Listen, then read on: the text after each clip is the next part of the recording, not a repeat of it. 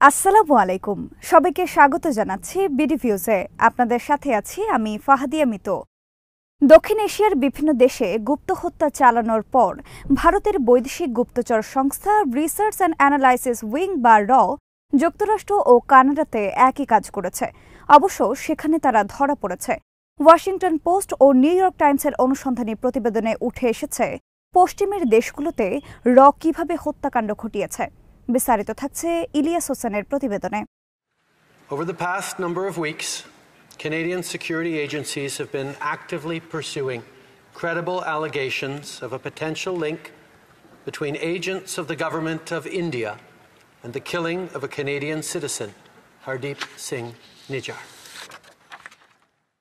কানাডার প্রধানমন্ত্রী Justin Trudeau Bharat সরকারের বিরুদ্ধে কানাডার মাটিতে একটি হত্যার ষড়যন্ত্র করার অভিযোগ এনেছিলেন কয়েক মাস আগে এর মাধ্যমে তিনি কূটনৈতিক ঝড় তুলেছিলেন সারা বিশ্বের মানুষ ভারতের এই ঘৃণ্য ভূমিকায় হতভম্ব হয়ে পড়েছিল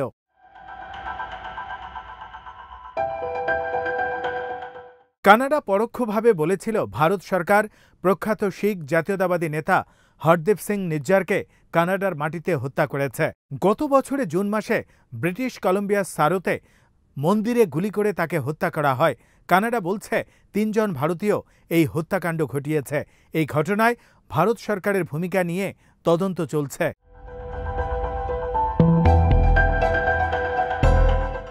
ওই ৩ ভারতীয়কে গ্রেপ্তারের পরে অজ্ঞাতনামা সূত্রের ভিত্তিতে কানাডার পাবলিক ব্রডকাস্টিং কর্পোরেশন সিবিসির একটি প্রতিবেদনে আরও বলা হয়েছে সন্দেহভাজনরা একটি ভারতীয় অপরাধী দলের সদস্য তবে বিশ্লেষক এবং সাবেক কর্মকর্তারা বলেছেন হত্যাকাণ্ডে একটি অপরাধী গ্যাংয়ের সম্ভাব্য ভূমিকার অর্থ ভারত সরকার এই অপরাধের সঙ্গে জড়িত থাকতে পারে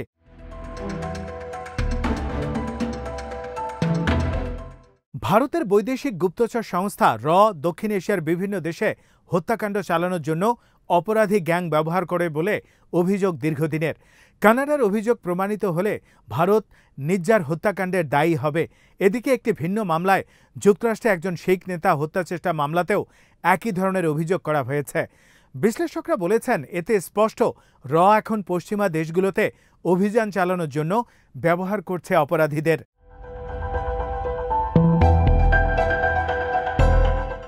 মার্কিন কর্মকর্তারা আদালতে চার্জশিটে শক্তিশালী প্রমাণ উপস্থাপন করেছেন ভারত সরকারের একজন এজেন্ট আমেরিকান কানাডিয়ান দ্বৈত নাগরিককে হত্যার ব্যর্থ প্রচেষ্টায় অংশ নিয়েছিল কানাডা এবং সহযোগী কর্মকর্তারা জানিয়েছেন কানাডার কাছে ট্রুডোর দাবির সমর্থনে প্রমাণ রয়েছে ভারতীয় এজেন্টরা শিখ নেতা নিজ্জারকে হত্যা করেছে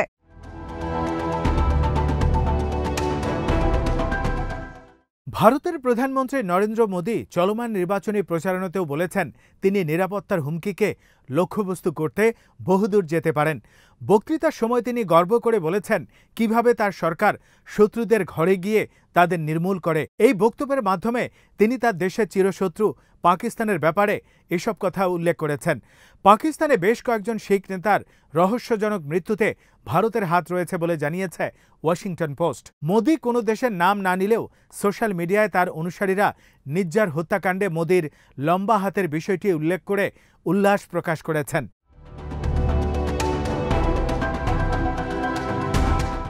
কানাডার পুলিশ ঘোষণা করেছে নিজ্জার হত্যায় জড়িত থাকায় তারা একই দিনে আলবার্টা থেকে 3 ভারতীয় পুরুষকে গ্রেপ্তার করেছে তাদের বিরুদ্ধে অভিযোগ আনা হয়েছে সরাসরি হত্যার সন্দেহভাজনরা 3 থেকে 5 বছর ধরে কানাডায় বসবাস করছিলেন কিন্তু তারা কানাডার স্থায়ী বাসিন্দা ছিলেন না বলে পুলিশ জানিয়েছে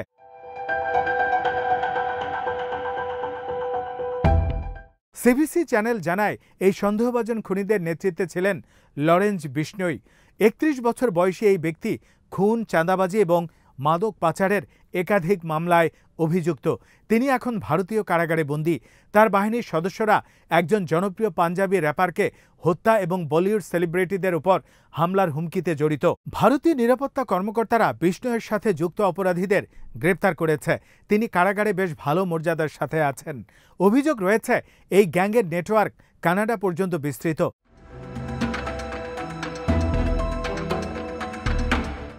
বিপুল সংখ্যক শিখ জনগোষ্ঠী কানাডায় বসবাস করে। তাদের মধ্যে অনেকেই ৮০-র দশকে স্বাধীন খালিস্তান আন্দোলনের বিরুদ্ধে ভারত সরকারের সহিংস এবং নির্বিচার ক্র্যাকডাউনের পরে সেখানে আশ্রয় নেন।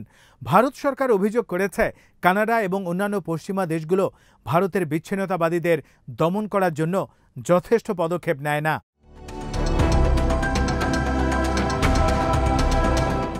বিশ্লেষক এবং সাবেক নিরাপত্তা কর্মকর্তারা বলেছেন, ভারতের প্রতিবেশী রাষ্ট্রে প্রায়ই খুনিদের নিয়োগের বহু অভিযোগ আছে। মোদির দীর্ঘকালের জাতীয় নিরাপত্তা উপদেষ্টা প্রশাসনের ঊর্ধ্বতন কর্মকর্তারা এই কাজ করছেন। অতীতের দেশের অভ্যন্তরে এবং বিদেশের টার্গেট করা ব্যক্তিকে হত্যা করতে বা খুঁজে পেতে তারা আন্ডারওয়ার্ল্ডের সাহায্য নিয়েছে বলে অভিযোগ উঠেছে।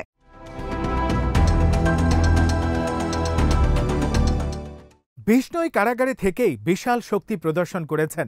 এমনকি গত বছর জেল থেকে একটি টেলিভিশন সাক্ষাৎকার দিয়ে নিজেকে একজন অপরাধী মাস্টারমাইন্ডের পরিবর্তে একজন জাতীয়তাবাদী যোদ্ধা হিসেবে তুলে ধরেছেন। তিনি বলেছিলেন, আমি একজন জাতীয়তাবাদী, আমি খালিস্তানের বিরুদ্ধে, আমি পাকিস্তানের বিরুদ্ধে।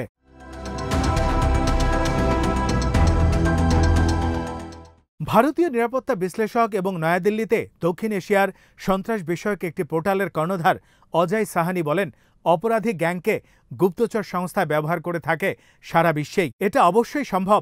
রয়ের মতো এজেন্সি নিজেরা গোপন অভিযান চালানোর পরিবর্তে অপরাধী গ্যাংয়ের দ্বন্দ্ব ব্যবহার করে থাকে। তবে আমরা জানি না নির্ঝর হত্যার ক্ষেত্রে ঠিক এমনটি হয়েছে কিনা।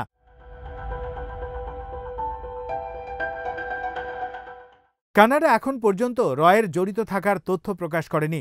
তবে দেশটির মিত্র রাষ্ট্রের কর্মকর্তারা গত সেপ্টেম্বরে বলেছিলেন, ভারতীয় কূটনীতিকদের যোগাযোগে আড়ি পেতে হত্যায় রয়ের জড়িত থাকার স্পষ্ট প্রমাণ পেয়েছেন কানাডার কর্মকর্তারা।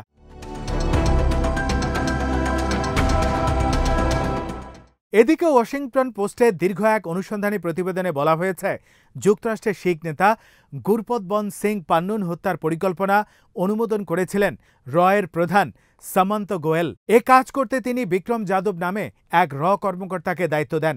মোদির অন্ধকার দিক শিরোনামে ওয়াশিংটন পোস্টের প্রতিবেদনে বলা হয়, শেষ পর্যন্ত যুক্তরাষ্ট্রের কাউন্টার ইন্টেলিজেন্স পান্নুন হত্যা প্রচেষ্টা ব্যর্থ করে দেয়।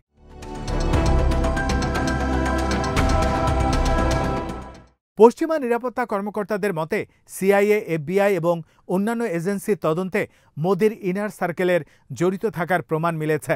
সিনিয়র ভারতীয় নিরাপত্তা কর্মকর্তারা বলেছেন, প্রধান গোয়েল বিদেশে শিখ নেতাদের কথিত হুমকি দূর করার জন্য চরম চাপের মধ্যে ছিলেন।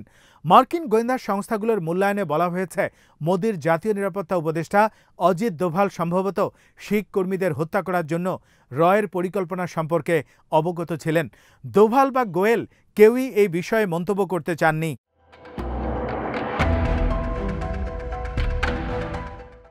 ভারতের পররাষ্ট্রমন্ত্রী জয়শঙ্কর বলেছেন, এই ধরনের হত্যাকাণ্ড সরকারি নীতি নয়।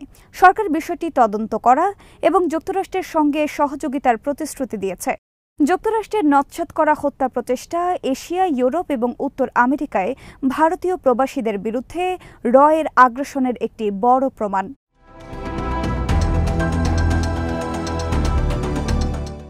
যুক্তরাষ্ট্র ও কানাডার এই ঘটনা এমন সময় ঘটেছিল যখন পাকিস্তানে একের পর এক শিখ নেতারা হত্যাকাণ্ডের শিকার হন। সেখানে স্বেচ্ছা নির্বাসনে থাকা মোদি সরকারের শত্রু অন্তত 11 জন শিখ বা কাশ্মীরি স্বাধীনতাকামী গত 2 বছরে নিহত হয়েছেন।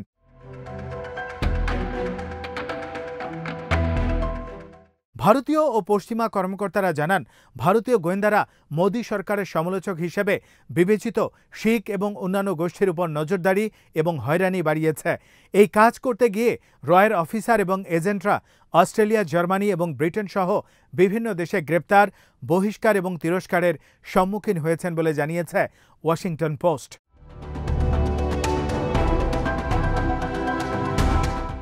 যুক্তরাষ্ট্রের মানবাধিকার সংস্থা ফ্রিডম হাউসের একটি সাম্প্রতিক প্রতিবেদনে আন্তর্দেশীয় নিপীড়নকারী দেশের মধ্যে ভারতকে তালিকাভুক্ত করা হয়েছে। তারা অন্যের সার্বভৌম ভূখণ্ডে গিয়ে তাদের নিজস্ব নাগরিকদের বা ভিন্ন মতাবলম্বী কর্মী ও সাংবাদিকদের বিরুদ্ধে ভীতি প্রদর্শন বা সহিংসতায় জড়িত। চীন, রাশিয়া, ইরান, সৌদি আরব এবং অন্যান্য নিপীড়ক সরকারগুলো এ কাজে জড়িত আছে।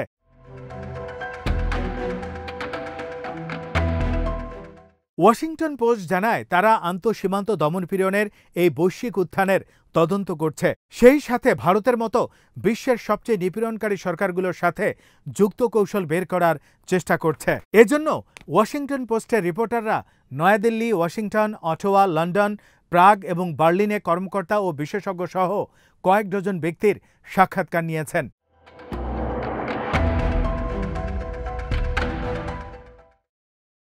আজ এখানেই শেষ করছে।